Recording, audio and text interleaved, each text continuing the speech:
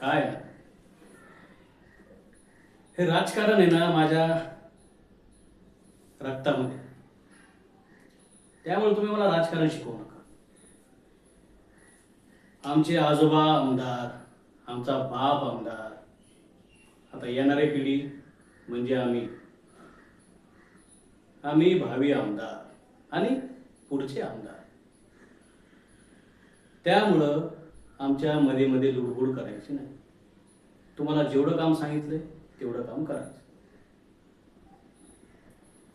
हे बघा, हे पोलिसाच्या धमक्या, हे गुंडांच्या धमक्या आम्हाला देऊ नका. ज्यांच्या जीवावर तुम्ही उड्या मारताय ना, आमच्या खिशामध्ये राहतात. कळलं ना? त्यांना एक बंडल फेकून मारलं ना, चुपचाप बसतात. या वर्षी मी आमदार होणार म्हणजे होणार. या पूर्ण एरियामध्ये म्हणजे या सर्व मतदारसंघामध्ये जर मी प्रचाराला गेलो ना, तरच पक्षाचे आमदार निवडून येतात. आणि हा तर माझा मतदारसंघ आहे.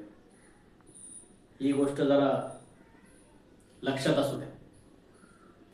आम्ही तुम्हाला नगरसेवकाचं तिकीट देऊ आणि निवडून आणण्याची जिम्मेदारी आमची.